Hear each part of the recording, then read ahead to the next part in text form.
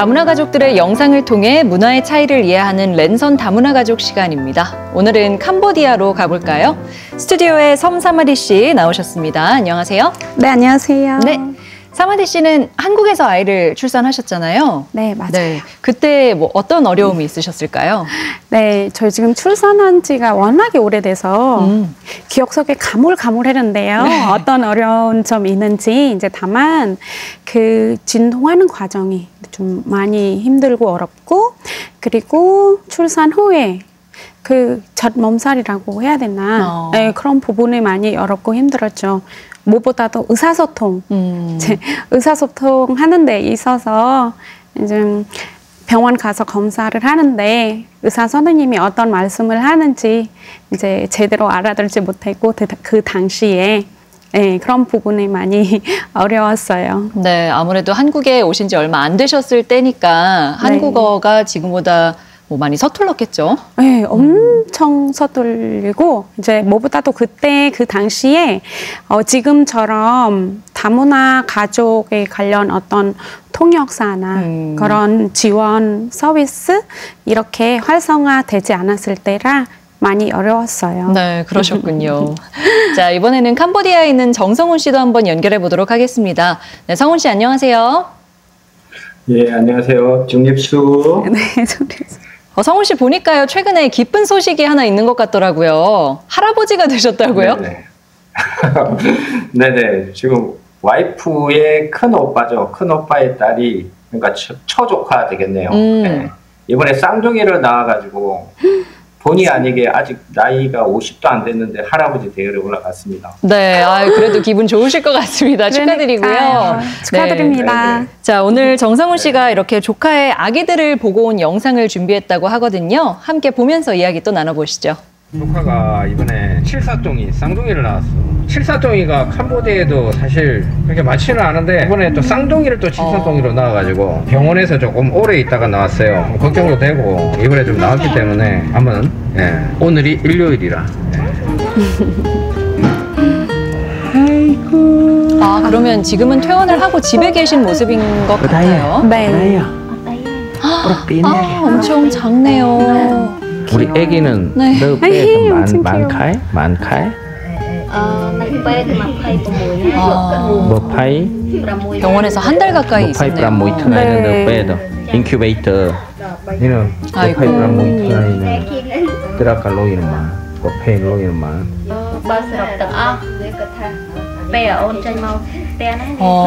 비용이 상당히 많이 나왔네요. 엄청 많이 나왔어요. 비세이 봇, 비세이 봇. 이름도 이쁘게 지어놨어. 그런 건가요? 네. 아, 이쁘다. 얘는 어짱깽해. 이렇게 쌍둥이지만 벌써부터 성격차를 보이기 시작하나 봐요.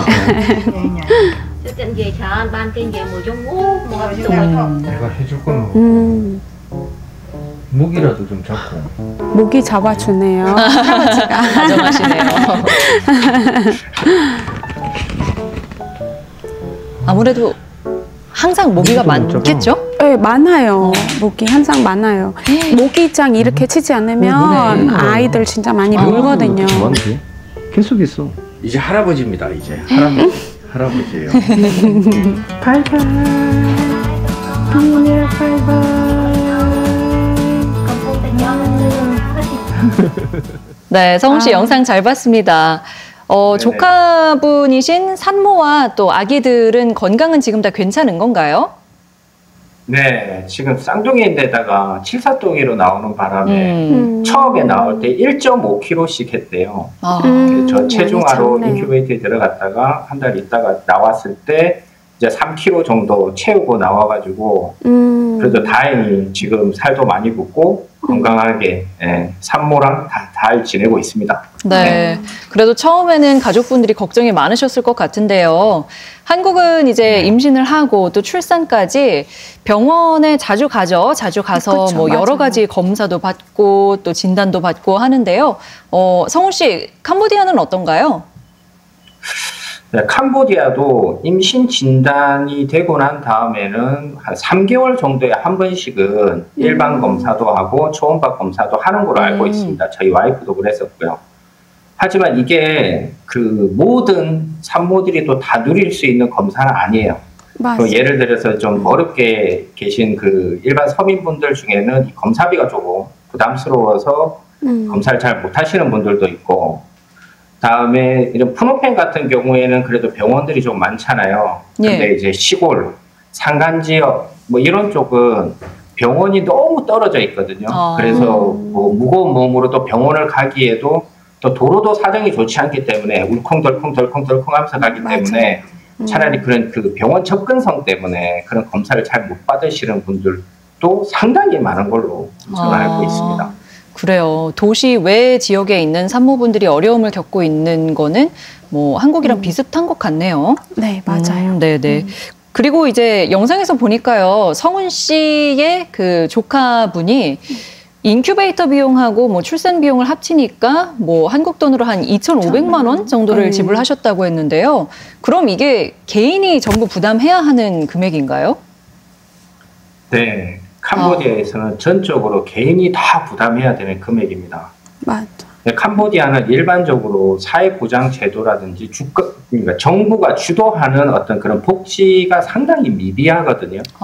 그래서 일반적으로 본인들이 감당할 수준이다, 또는 친척이나 지인분들에게 이렇게 도움을 좀 받을 수 있는 정도의 수준이다 그러면은 그런 근본적인 문제를 그렇게 해결을 하고, 이제 그럼에도 불구하고 너무나 큰 금액이 돼서 저희 감당할 수 없는 부분이다 그러면 캄보디아에서는 아쉽겠지만 포기하는 경우도 상당히 많습니다. 아, 그래요? 한국 같은 경우에는 의료보험이 굉장히 잘 마련되어 있다 보니까 이 부분이 되게 달리 느껴지는데요. 맞아요. 그러면은 그 캄보디아에 국가 의료보험이 없으면 시민들이, 그러니까 국민들이 그냥 민간 의료보험을 가입하는 건가요? 아니요. 아, 그것도 아닌가요? 네, 그것도 아니고 네. 그냥 뭐 건강 관리를 잘해야 되고 네. 아니면 대부분 뭐 아프거나 그러면 뭐 약을 지어서 드시고 직접, 그리고 뭐 우리가 한약재 같은 경우 있잖아요.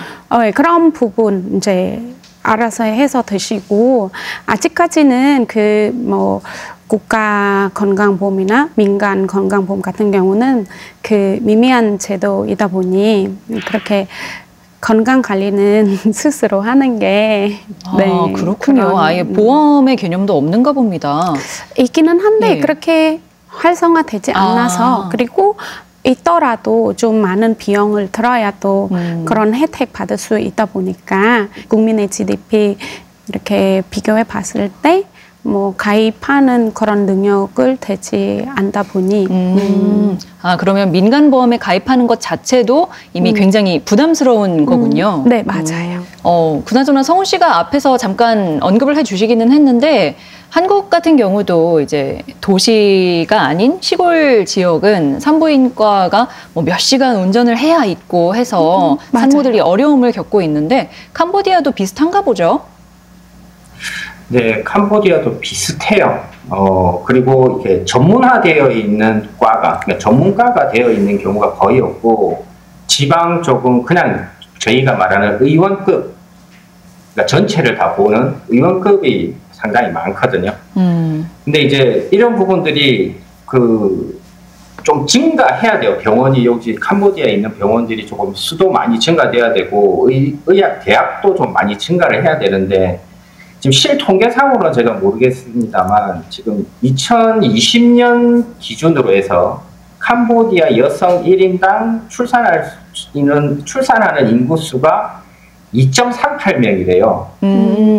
그러면은 동남아에서도 비교적 상당히 높은 수준에 있거든요. 그렇기 때문에 인구수는 계속해서 증가하고 있고, 하지만 지금 캄보디아에 있는 병원 수는 턱없이 부족한 것은 사실이고요. 이런 부분들은 조금 정부가 좀 적극적으로 좀 개입을 해서 이런 쪽 의료복지 서비스나 뭐 보건 쪽에는 많은 신경을 좀 써줬으면 하는 그런 바람이 있어요. 네. 네.